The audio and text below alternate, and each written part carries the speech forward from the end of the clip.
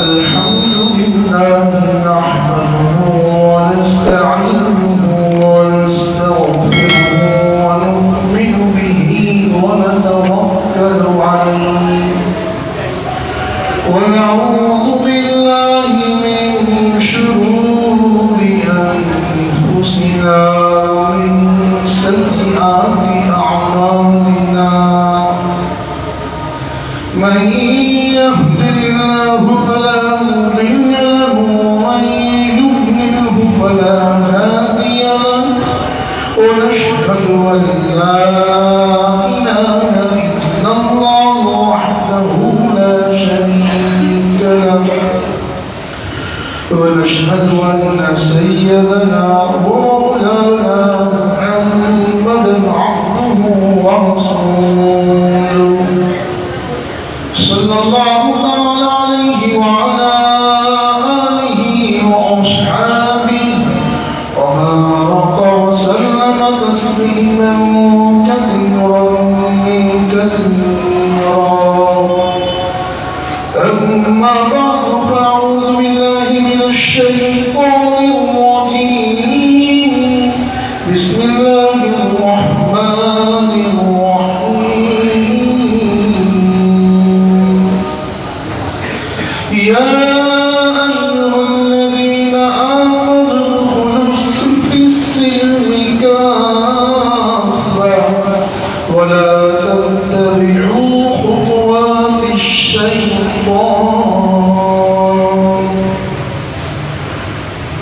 وقال الله تبارك وتعالى إن الدين عند الله الإسلام وقال رسول الله صلى الله عليه وسلم من تشبه بقوم فهو منهم وقال رسول الله صلى الله عليه وسلم من أحب سنتي فقد أحبني من أحبني كان معي في الجنة أو كما قال عليه الصلاة والسلام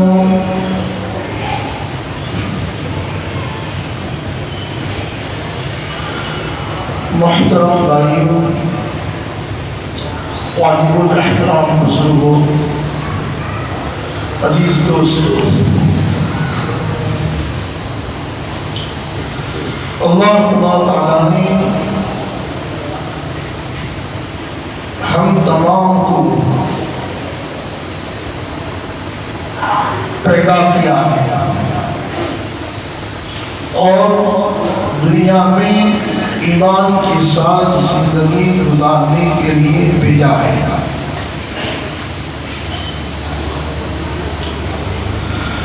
اللہ تبارک تعالیٰ ہمارا خالق و مالک ہے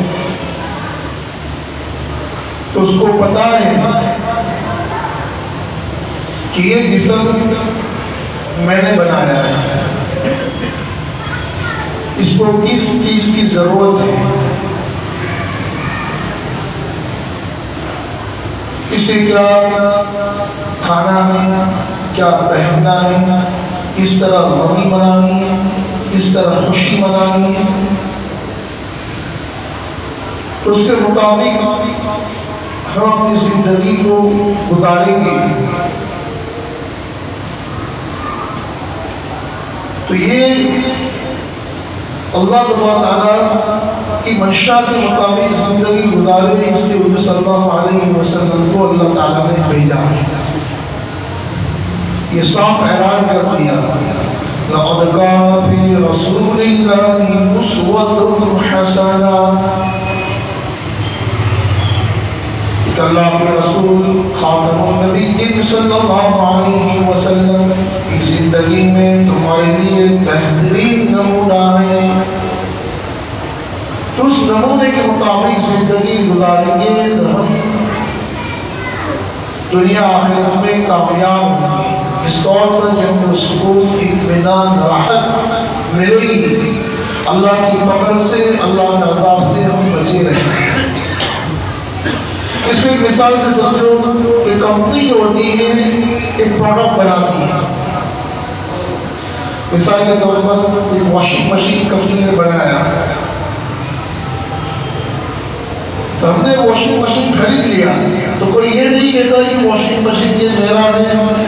میں جس طرح چاہوں اس کو چلاؤں، میں چاہوں تو اس میں جو کہا ہے کہ میں 12 کپڑے ہلکے ہو تو ڈالو، لیکن میں تو 20 کپڑے ڈالوں گا، بھاری کپڑے ہو 10 ڈالو، 8 ڈالو، تو میں تو 15 ڈالوں گا کہ مشین کو دن میں محبت تو 3 مرتبہ چلایا جائے، میں 10 مرتبہ چلاؤں گا، میری مرضی، میں مالک ہوں، میں جس طرح چاہوں مشین کو چلاؤں، تو صورت میں وہ مشین بگڑ جائے گی۔ اس سے کمپنی کا ایک آدمی سامنے آتا ہے، وہ ڈیمو پیش کرتا ہے کہ مشین اس طرح چلائی جائے، اس طرح اس میں کپڑے ڈالے جائے، اس طرح آن کیا جائے، اس طرح آف کیا جائے، درمیان میں اس طرح اس کو کھولا نہ جائے۔ تو سامنے مشین کو چلانے کا طریقہ بتانے کے لیے ایک آدمی بھیجا جاتا ہے۔ اسی مثال سے سمجھو کہ دشمن کی مشینری اللہ نے بنائی ہے، اللہ تعالیٰ نے رسول صلی اللہ علیہ وسلم کو بھیجا ہے کہ تم کو دنیا کی زندگی کس طرح جینی ہے، کیا کرنا ہے، کیا نہیں کرنا ہے، تو تمام طریقے بتانے کے لیے رسول صلی اللہ علیہ وسلم کو بھیجا ہے۔ اس کے مطابق زندگی گزاریں گے تو دنیا میں آخرت میں ہم کامیاب ہوں گے، اور اپنی منمانی اور غیروں کے طریقے پر زندگی گزاریں گے تو ناکام ہوں گے۔ بلکہ سنتوں سے کو محبت ہونی چاہیے، جتنا سنتوں میں چلیں گے اتنا ہی زندگی سے خرافات، غیروں کے طریقے، فضول خرچیاں نکلتی جائیں گی۔ سنت کی وہ تاثیر ہے۔ مجدد الفسانی رحمۃ اللہ علیہ لکھتے ہیں اپنے مکتوبات میں کہ جتنا اپنی سنتوں کے مطابق زندگی گزارے گا، سنتیں اپنائے گا، اتنا ہی وہ خیر میں آگے بڑھتے چلے جائے گا اور شر سے اس کی حفاظت۔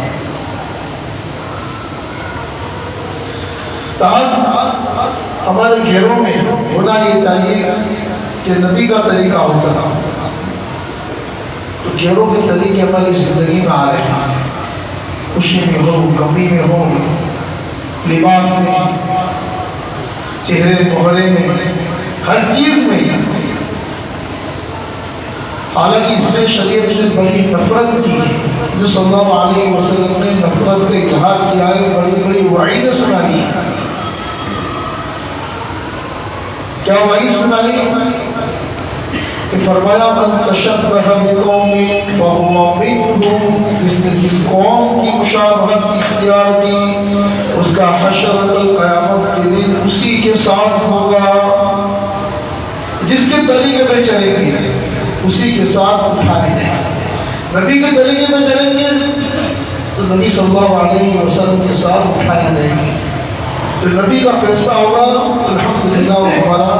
فیصلہ ہوگا بشرط ہم نبی کے طریقے پہ چلتے ہیں۔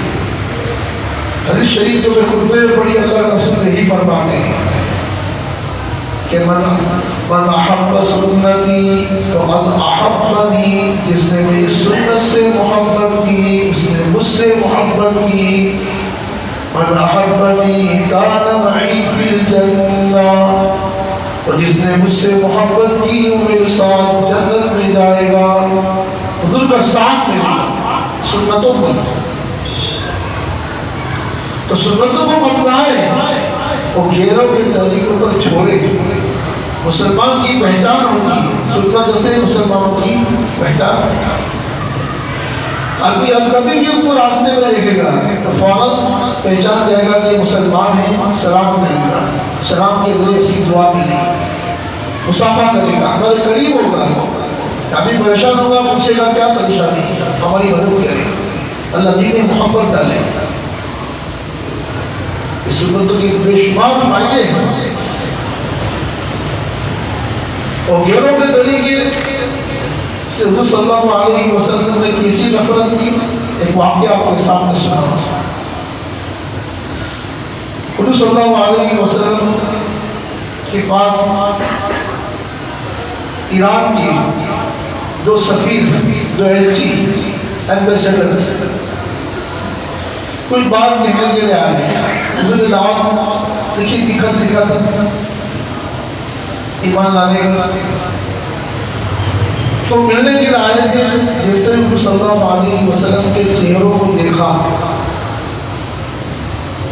فوراً اپنی نگاہ کو موڑ لیا، وہ پلٹ گئے،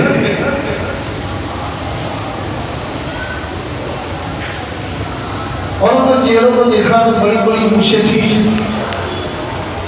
اور داڑھی بالکل مڑی ہوئی تھی۔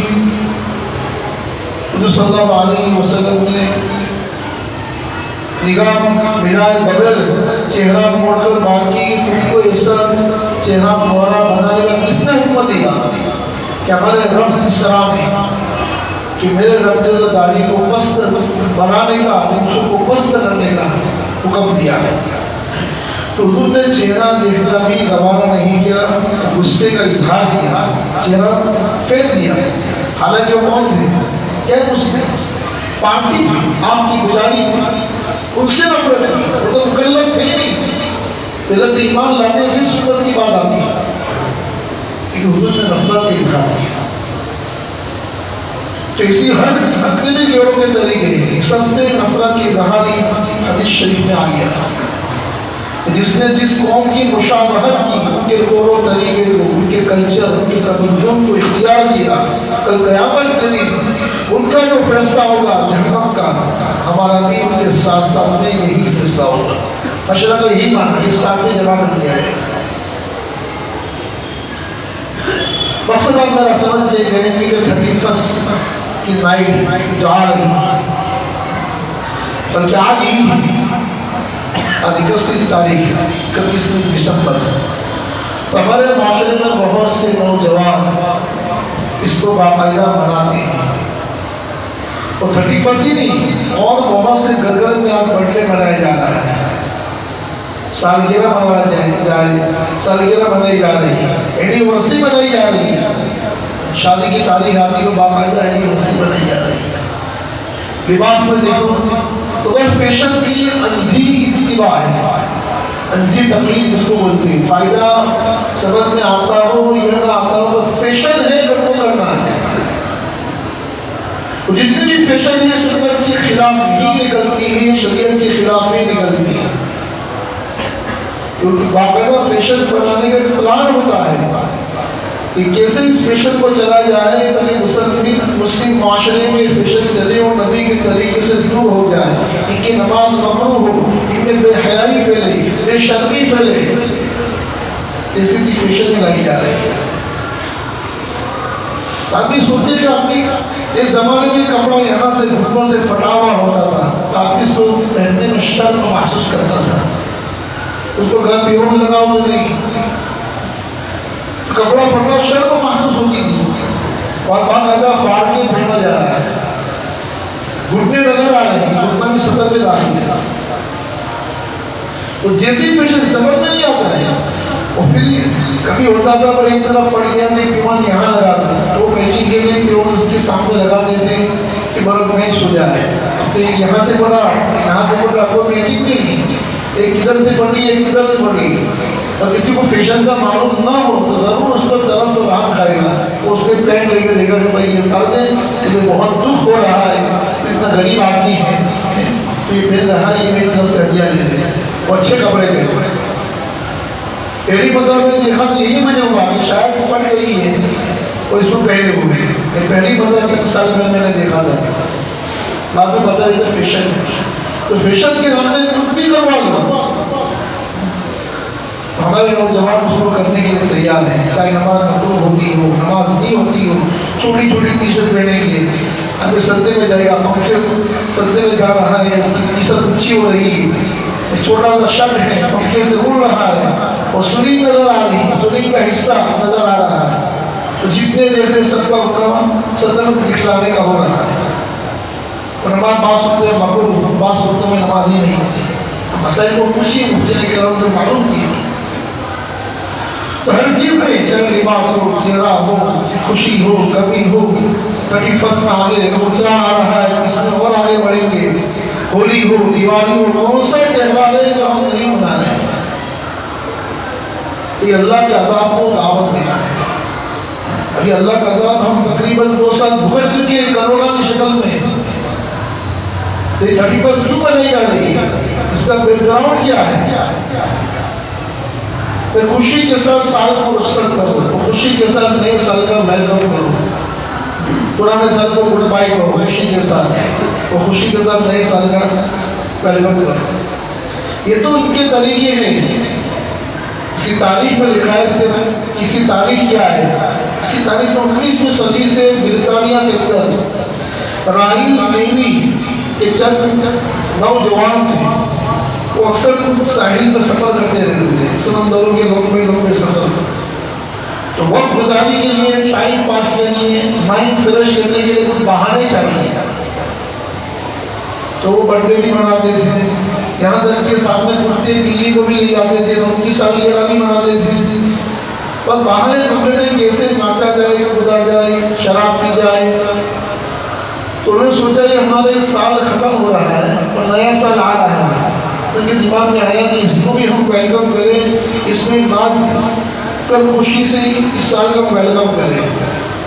تو برطانیہ کے رائل نیوی کے نوجوانوں نے سفر کی تھکان کو دور کرنے کے لیے، لمبے لمبے سفر مائنڈ فریش کرنے کے لیے یہ نئے سال منانے کا طریقہ شروع کیا۔ وہ پہلے سال صرف ڈانس کیا اور ناچے کودے وغیرہ۔ دوسرے سال آیا تو ہم نے سینئر لوگوں کو کے پاس جونیئر لوگ گئے، وہ کہا کہ ہم کو اجازت دی جائے کہ ساحل کے کنارے سے ہم کچھ لڑکیاں بھی لائیں تاکہ ہمیں راتیں بھی رنگین ہو جائے، تو فائشہ عورتوں کو باقاعدہ لایا گیا اسے دے کر۔ تو دوسرے سال میں یہ ہوا، تو عورتوں کے ساتھ وہ راتیں بنائی گئی۔ تیسرا سال آیا تو وہاں جہاز کے الیکٹرانک کا جو مینیجر تھا اس کو راضی کر دیا کہ ہم ایک آئیڈیا لگا کر ایک طریقہ اختیار کرنا چاہتے ہیں کہ 12 بجے سے پہلے لائٹ بند کر دی جائے، اور جیسے ہی 12 بج کر 1 منٹ ہو فوراً لائٹ کو آن کر دیا جائے۔ تو تیسرے سال ہم نے یہ شروع کیا۔ اس طرح کا خرافات بڑھتی گئی۔ شراب اور رات تو پہلے تھی، زنا کا اضافہ، لیٹرین کا اضافہ، آتش بازی کا اضافہ، یہ ہوتا رہا، اور جتنے خرافات کرے کم، اس رات میں سب سے زیادہ اللہ کے غضب کو دعوت دی جاتی ہے، اللہ کو ناراض کیا جاتا ہے زنا کے ذریعے، شراب کے ذریعے۔ جتنا زنا اس رات میں ہوتا ہے اتنا پورے سال نہیں ہوتا ہے۔ جتنی شرابیں پوری دنیا کے اندر 31 کی نائٹ کو، نیو ایئر کی نائٹ کو پی جاتی ہے، پورے سال کبھی نہیں پی جاتی، اتنی پیتی بھی ہے اور اتنی پی جاتی ہے۔ سمجھا؟ تو وہاں ہم دیکھنے کے لیے جانا، ان کے ساتھ شرکت کرنا، اگر جو آدمی ناچتا نہ ہو، میں تو ناچتا نہیں مفتی صاحب، میں تو زنا بھی نہیں کرتا ہوں، خالی وہ VIP روڈ پر، مشہور روڈ پر یا عرفان ہے، اس میں جا کر ان کو خالی دیکھتا ہوں تو ذرا دل میں خوشی ہوتی ہے، اچھا لگتا ہے۔ تو وہاں جا کر ان کی رونق میں اضافہ کرنا اور شرکت کرنے کی شریعت اجازت نہیں دیتی کہ من زاد سواد قوم فهو منهم، جس نے جس قوم کی میجورٹی کو، جس نے جس قوم کی تعداد کو بڑھایا اس کا شمار بھی اسی میں سے ہے۔ یہ دوسری حدیث ہے۔ تو وہاں جا کر کی اضافہ کرو گی، ان کی رونق کو بڑھاؤ گی، پبلک دیکھنے والی بھی ہے، ناچنے والی بھی ہے، تو سب کا شمار اسی میں ہوگا کہ یہ سب 35 نائٹ کو بنانے ہیں۔ آدمی شرابی کے بازی میں بیٹھا ہوا تھا، وہ شراب پی نہیں رہا تھا، پولیس کی ریڈ پڑی تو پولیس دونوں کو اٹھا کر دی گئی، میں نے شراب پی نہیں ہے، میں تو خالی بیٹھا ہوا ہوں، پولیس دونوں کو لی، تمہیں بھی پی ہوگی، کیا نشہ اتر گیا ہے، تم بھی پیتا ہوگا، ساتھ میں بیٹھا پولیس کو شمار ہو جاتا ہے۔ تو اللہ کے عذاب کی آگاہی ہو رہی کہ اومیکرون کورونا اس کا بھی سگنل مل رہا ہے۔ مہاراشٹر میں تو لاک ڈاؤن بھی شروع ہو گیا، امریکہ میں لاک ڈاؤن، جرمنی میں کیسز بڑھ رہے ہیں، وہاں لاکھوں کی تعداد میں کیسز ہے، ہمارے انڈیا کے اندر بھی ہزاروں کی تعداد پار کر چکے ہیں۔ تو یہ اللہ کے عذاب کو ہم دعوت دے رہے ہیں گناہ کر کے، تو یہ تو موقع یہ تھا ہم گناہ سے بڑھتے، اپنی زندگی میں تبدیلی آتے کہ اللہ تیرے 2 سال تک کورونا کا عذاب ہم بھگت چکے ہیں، کاروبار بند، نوکری ختم، اچھے اچھے لوگ بھیک مانگ کے ہو گئی، لائنوں میں کھڑے ہوتے ہوئے کیٹا لینے کے لیے آئے، تو کیا واپس اللہ کے عذاب کو دعوت دینی؟ ہم سوچیں اللہ کو ناراض کرنا ہے یا خوش کرنا ہے؟ ہم کو تو اللہ کو خوش کرنا ہے کہ اللہ آئندہ ایسے دن مت دکھلانا کرتا اپنے گھر پر تراویح پڑھ اچھے سے راتوں کے مجالس بیانات کہ کیا نورانی رمضان کا ماحول ہوتا ہے وہ ماحول بالکل بند ہو گیا تھا گزشتہ رمضان میں لوگوں نے گھروں میں تراویح پڑھی اعتکاف ختم خانقاہیں بند ہو گئی کتنا ظلمت والا ماحول تھا بہت لوگ اندر تو ماحول کے اثر کی وجہ سے نماز پڑھتے ہیں وہ بیانوں میں بیٹھتے ہیں نمازی پکی ہے انہوں نے پڑھی ہے لیکن کچے نمازی تھے جو دیکھا دیکھی پڑھنے والے ان کی تراویح پورا ہو گئی کوئی رمضان کی نمازیں بھی جاتے رہی تو یہ تو اللہ کے عذاب کو دعوت دینا ہے لہذا اللہ کے متوجہ ہونا چاہیے اور اپنا جائزہ لینا چاہیے 31 نائٹ جو منائی جا رہی ہے اس لیے کون سا شمسی سال کا آغاز ہوتا ہے وہ چاند و سورج دونوں کو اللہ نے پیدا کیا ہے اللہ فرماتے ہیں هو الذی جعل الشمس ضیاء والقمر نورا وقدره منازل لتعلموا عدد السنین والحساب اللہ کی ذات وہ ہے جس نے سورج کو روشن پیدا کیا اور چاند کو بھی نورانی پیدا کیا کیوں پیدا کیا اس کی منازل اس کے چلنے کی رفتار کو طے کیا تاکہ تم سالوں کے حساب کو جانو لتعلموا عدد السنین سالوں کے حساب کتاب کو جانو نہیں رات دن کے گھنٹوں گھڑی کے حساب کو جانے لہذا یہ سورج کی جو تقویم ہے کہ سال جو شروع ہو رہا ہے وہ بھی سال تو اللہ کا ہے لیکن نامنا یہ خرافات کہنا یہ گیروں کا طریقہ ہے تو اللہ نے سورج کو روشن بنایا کیا فرق الشمس دیا جعل الشمس دیا سورج کی روشنی ایسی روشنی ہے ایسی روشنی کسی کی نہیں ہے دنیا میں چاند سے زیادہ روشنی سورج کی ستاروں سے زیادہ روشنی سورج والقمر نورا وہ قمر کو چاند کو نور بنائے چاند کے اندر سورج کی روشنی آتی نور یعنی نور اس کو بولتے ہیں جس سے کچھ ذاتی بول رہا ہوں کہیں سے حاصل ہوا ہو کسی کا عکس دل کا عکس چہرے پہ آتا ہے سورج کا عکس چاند پہ بڑھتا ہے تو بتا یہ رہا تھا کہ یہ جو سال بھی ہے تو یہ اللہ کا سال ہے سال کو پیدا اللہ نے کیا ہے چاند کو اللہ نے پیدا کیا سورج کو اللہ نے پیدا کیا اس میں اللہ کی قدرت پر غور کرنا چاہیے وہ اپنے گزرے ہوئے سالوں کا حساب لینا چاہیے لتعلموا عدد السنین اور حساب اپنا حساب کرو یہ گزشتہ سال میں نے کیا کیا کون سی عبادتیں کی یہ پورا سال کیسے گزرا گزشتہ سال جو گناہ ہوئے ہیں اس کو استغفار کریں توبہ کریں اپنا جائزہ لیں اور آئندہ سال سے اچھے گزارنے کی کوشش کریں یہاں اس پر ارادہ اور منانے کا کوئی طریقہ صلی اللہ علیہ وسلم سے صحابہ سے تابعین سے ثابت نہیں یہ سال تو کیا کہ ہمارا اصل سال ہے محرم سے شروع ہوتا ہے ہجری سال اس کے بھی منانے کا کوئی طریقہ نہیں بس آپ بھی اسے دعا دے سکتا ہے کہ اللہ تعالیٰ تمہارا سال ہم سب کا سال اچھا کرے اس نے دعائیں سکھائی لیکن مبارکبادی بھی ثابت نہیں یعنی مبارکبادی محرم میں ہوتے ہیں تو اس کی گنجائش علماء نے دی ہے لیکن اس سال میں کوئی ہیپی نیو ایئر کہیں سال مبارک کہیں اس کے میسج بھیجیں اس کی بالکل گنجائش نہیں یہ گروہ کا ہی طریقہ ہے وہ گھروں کے ذریعے چلنے کا کیا انجام ہوتا ہے آپ کے ساتھ جو واقعی کو پیش کرتا ہوں تاکہ آپ کو اندازہ ہو کہ کتنا برا اس کا انجام ہوتا ہے اللہ دنیا میں بھی دکھا دیتے ہیں دکھا ہے امام ربانی حضرت مولانا رشید احمد گنگوہی رحمۃ اللہ علیہ انہوں نے یہ واقعے کو اپنے مکتوبات میں لکھا ہے کہ کانپور کے اندر ایک سرکاری پوسٹ پر ایک آدمی تھا نصرانی وہ ایمان لے آیا لیکن مصلحتاً اپنے ایمان کو چھپایا یہ جو سازش ہے جو نو مسلم ہوتے سے پیچھے پڑ جاتی ہے وہ پرانی ہے اس نے اپنے ایمان کو چھپایا لیکن دین کے سیکھنے کی فکر تھی تو اس نے ایک عالم سے اپنا تعلق پیدا کیا کہ میں آپ کے پاس دین کی باتیں سیکھتا ہوں اس کو ٹیوشن دیتے رہتے تھے عالم کو سکھانے کے لیے ان کے گھر پہ جاتے تھے چند سال کے بعد کانپور سے ٹرانسفر ہو گیا کسی اور جگہ پر اس نے عالم صاحب کو کہا کہ میں تو یہاں سے جا رہا ہوں لیکن وہ فلاں جگہ پر مجھے دین کون سکھلائے گا، مجھے قرآن عربی کون سکھائے گا؟ کہ کوئی فکر مت کر، وہاں میرا ایک طالب علم، میرا ایک اسٹوڈنٹ ہے، وہ آپ کو سکھائے گا، میں اس کو خط لکھ دیتا ہوں۔ وہ تو یہاں سے ٹرانسفر پر چلے گئی، اس طالب علم کے ساتھ کانٹیکٹ ہوا، وہ سیکھنا شروع کر دیا اس عالم کے شاگرد کے ساتھ۔ اس عالم کا انتقال ہو گیا اور چند سال کے بعد یہ بیمار ہو گئی، اس کو لگا میری زندگی کا کوئی بھروسہ نہیں ہے، تو اس اپنے استاد کو، اس عالم کے شاگرد تھے، یہ کہا کہ یہ کیسے لوگ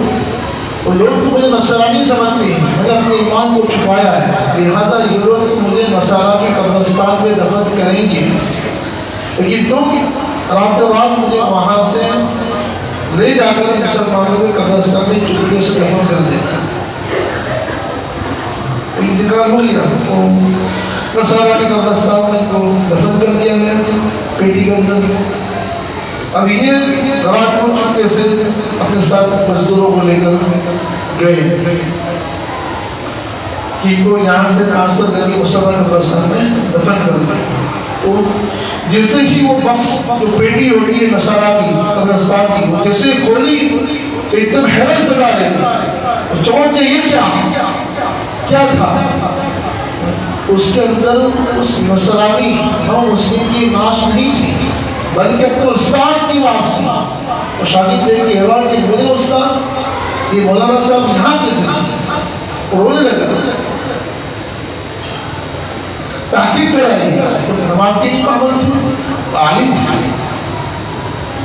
تو تحقیق کرنے سے معلوم نہیں ہوا، ان کی بیوی نے بہت سوچا، بتایا کہ بس کبھی کبھی نصارہ کے طریقے بارے میں کہتے تھے کہ یہ طریقہ اچھا ہے، کہ فلاں طریقہ اچھا ہے، اس طریقے کو اپنایا نہیں۔ تو صرف اچھا کہنے پر، دل سے پسند کرنے پر اللہ تعالیٰ نے دنیا ہی میں نصارہ کے قبرستان میں اس کا حشر کر دیا۔ اور یہ دین پہ چلنے والے تھے، ان کی ناش تو تھی نہیں، وہ تو خود پر اللہ نے پہنچا دیا مسلمانوں کے قبرستان میں۔ تو دنیا ہی میں ایسے واقعات اللہ تعالیٰ عبرت کے لیے دکھلا دیتے ہیں۔ تو عبرت کی بات یہ ہے کہ وہ عالم صاحب کا طریقہ اپنایا نہیں تھا، صرف اچھا سمجھتے تھے۔ ہم تو غیروں کے طریقے کو اپناتے ہیں بلکہ اس سے فخر کرتے ہیں، وہ شکر کو نعوذ باللہ حقیر سمجھتے ہیں،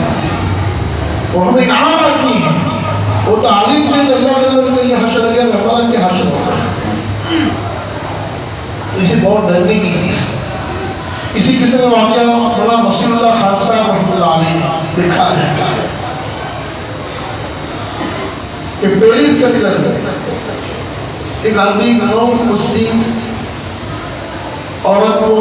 ٹیوشن دے کر اسلام سکھاتا تھا۔ چند سال سے انتقال ہو گیا، فوراً یہ واپس عرب کے اندر آ گئی، مکہ کے اندر۔ وہاں کسی عالم کا شیخ طاہران ان کا نام لکھا ہے، ان کی تیل کی تجارت تھی، اس کا انتقال ہو گیا۔ ان کو دفن کیا گیا، وہاں تو چند مہینے کے اندر قبر کھلتی ہے، اور کسی کا انتقال ہوا تو یہ عالم کی وجہ سے شرکت کی، وہ شیخ طاہران تھی، ان کی قبر کے اندر ہی ان کو دفن کرنا تھا۔ تو یہاں بھی انتقال ہوا تھا اس پیرس کی لڑکی کا، اور یہاں یہ مکہ کے قبرستان میں ایک میت میں جنازے میں شرکت کی، وہ قبرستان میں دفن کیا جا رہا تھا۔ تو اس عالم کی قبر کو کھولا تو چند مہینے پہلے وہیں دفن کیے گئے تھے، اور جیسے ہی کھولا تو لوگ حیران کہ اندر یہ لوگ کن لڑکی ہے، اس کی کفن کو ہٹایا تو لڑکی کہاں سے آ گئی، وہ بھی چہرے پہلے سے خوبصورت یوروپین لڑکی ہے، تو یہ یہاں کیسے آئی؟ اس بندے کے اندر اس نے کہا کہ یہ تو میری اسٹوڈنٹ ہے، تو پیرس میں اس کو پڑھا گیا تھا، اس کا انتقال ہو گیا تھا، وہ واپس یہاں پر آ گیا۔ تو یہاں پر جو دفن کیے گئے تھے وہ شیخ طاہران، وہ کہاں چلے گئے، ان کی لاش کہاں گئی، ان کی لاش کہاں گئی؟ تو باقاعدہ تحقیق کے لیے اس سر نے جو اس پیرس کی لڑکی کو پڑھاتے تھے واپس پیرس کا سفر کیا، وہاں پوچھنے کے لیے، وہاں قبرستان پر تحقیق کرنے کے لیے کہ یہ دفن میں نیچے اسی قبر میں کون ہے؟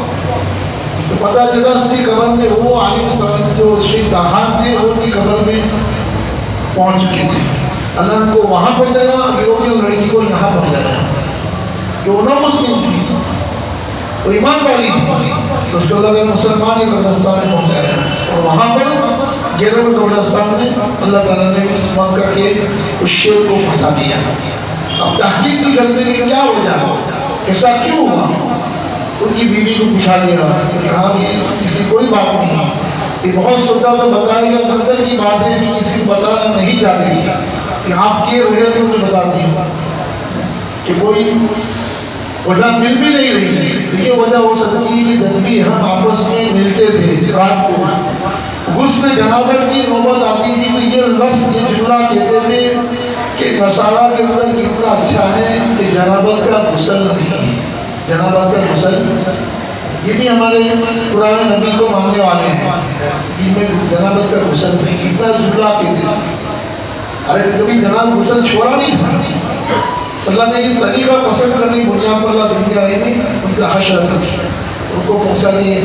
نصارہ قبرستان میں، اور نہ مسلم کو پہنچا دیا اللہ نے مسلمان کے قبرستان. ایسے کئی واقعات تاریخ میں ہوئے ہیں. اس سے ہم کو عبرت اور نصیحت دینی چاہیے کہ ہم بھی غیروں کے طریقے کو پسند کریں گے. شادی میں، بیاہ میں، لباس میں، کلچر میں، گھڑی میں، خوشی میں جس کا طریقہ پسند کریں گے. ہندو کا تو ہندو کے ساتھ حشر ہے، یہودی کا یہود کے ساتھ حشر ہے، اور نصارہ کریسٹیوں کا عیسائیوں کا ان کے ساتھ ہمارا حشر ہوتا ہے. یہاں نہیں ڈرنے کی وہ افسوس کرنا چاہیے. برتھڈے منائی جاتی ہے، وہ کیوں منائی جاتی ہے؟ میں ابھی ہو گیا 25 سال کا، میں ہو گیا 50 سال کا. وہ بوڑھے ابھی 50 سال کے تو برتھڈے مناتے ہیں. لطیفہ ہے ایک آدمی کی برتھڈے میں غلطی سے پہنچ کے دعوت تھی، وہ پتہ نہیں تھا کہ دعوت ہے، تو مولانا صاحب برتھڈے میں پہنچ گئے. تو برتھڈے منانے میں کتنے سال کا ہوا کہ میں 55 سال کا ہوا، میں 55 سال کا بڑا ہو گیا. تو اس کے کام میں کہا کہ میرے نبی نے فرمایا ہے کہ اعمار امتی بین 60 و 70، کہ میری امت کی عمر 60-70 کے درمیان ہے، تو تیری موت کو خالی 5 سال باقی ہے. لے کے کھا اس کا چہرہ اتر گیا کہ 5 سال باقی ہے. تو یہ خوشی کی بات نہیں، غمی کی بات ہے کہ میری جتنی عمر لکھی تھی اتنی عمر میری زندگی میں سے کم ہو گئی. لیکن افسوس کرنا چاہیے میں چھوٹا ہو گیا. آخرت موت کے اعتبار سے میری زندگی چھوٹی ہو گئی، باقی میں بڑا ہو گیا. تو اپنی عقل کے بھی بالکل خلاف ہے برتھڈے کو منانا. اس کے اندر بھی یہی آدمی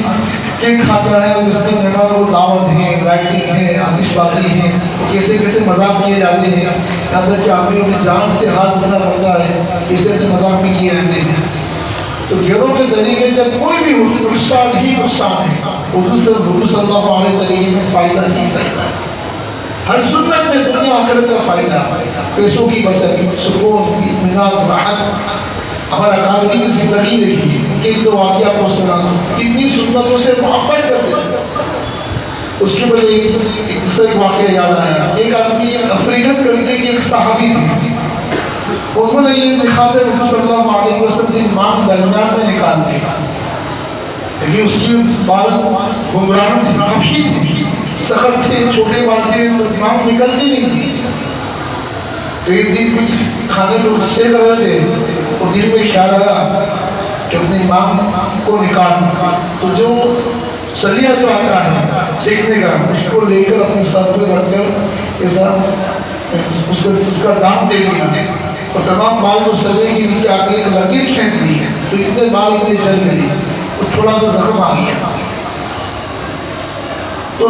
جن لوگوں نے بعدوں نے تو دیکھا کہ یہ آدمی کی مانگ کیسے نکل گئی، اس نے کہا کہ مجھے تکلیف تو ہوئی لیکن الحمدللہ میری درمیان سے مانگ نکل گئی، اتنے بال درمیان کے جل گئی. اس سنت سے میرا عمل ہو گیا. تو سنت کے عمل سے خوش ہوتے ہیں.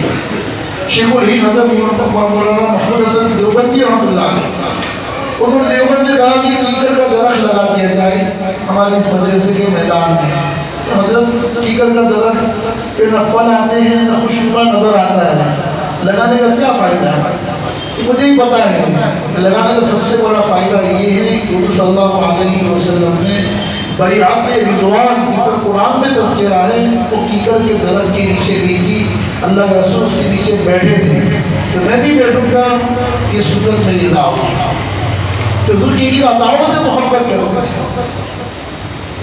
حجت ثانی رحمۃ اللہ علیہ پوری زندگی کے سنت کے عمل کے لیے گزاری، کوئی کام خلاف سنت نہیں، وہ کوئی سنت باقی نہیں رہی. بیوی سے دوڑنے کی، جوانی میں دوڑنے کی، بڑھاپے میں دوڑنے کی، ہر سنت کا عمل کیا، لیکن موت کے وقت قریب آئے رو رہے ایک سنت کا عمل باقی نہیں ہے. یہ کیا؟ حضور صلی اللہ علیہ وسلم نمازوں کو اپنی گود میں اٹھاتے تھے، تو ان کے نمازیں پیشاب پر دیتے تھے حضور کی گود میں. اور میری کوئی لڑکی نہیں ہے، لڑکا ہے لیکن لڑکا بھی چھوٹا ہے، ابھی ان کی اولاد نہیں ہے، یہ سنت میری ادا نہیں کی. لہٰذا میں مر جاؤں تو میری قبر پر میرے پوتوں کو لا کر پیشاب کرا دینا تاکہ یہ سنت جو باقی ہے یہ ادا ہو جائے. اور مسئلہ نہیں کہ اس کے رسول کی قبر پہ پیشاب کر سکتے ہیں، نہیں کہ ان کے جذبات ہو گئے، سنت بدل گئی جذبہ. اس باقی کو مولانا ذوالفقار نقشبندی دامت البرکاتہ نے نقل کیا ہے. بہرحال سنت میں اپنی زندگی کو لائیے، حضور کی محبت نصیب ہوگی، حضور کا ساتھ جنت میں ہوگا، جنت میں حضور صلی اللہ علیہ وسلم کے ساتھ ہمارا حشر ہوگا. اس سے خلاف گروہ کے ذریعے چلیں گے تو ہم کفار و مشرکین کے ساتھ ہمارا حشر ہوگا. لہٰذا آپ کو اختیار ہے کہ کس کے ساتھ اپنے حشر کو پسند کرتے ہیں. لہٰذا آپ کی نیت کریں انشاءاللہ ہم سے کوئی 31 منانے کے لیے نہیں جائے گا. الحمدللہ کرفیو بھی نافذ کر دیا جائے گا، 11 کرفیو بھی ہے، پولیس کی وارڈ بھی ہے، اس میں خطرہ بھی ہے آپ کو کیا بند پڑنا پڑے وغیرہ وغیرہ. تو ہم کو اللہ کو راضی کرنے کے لیے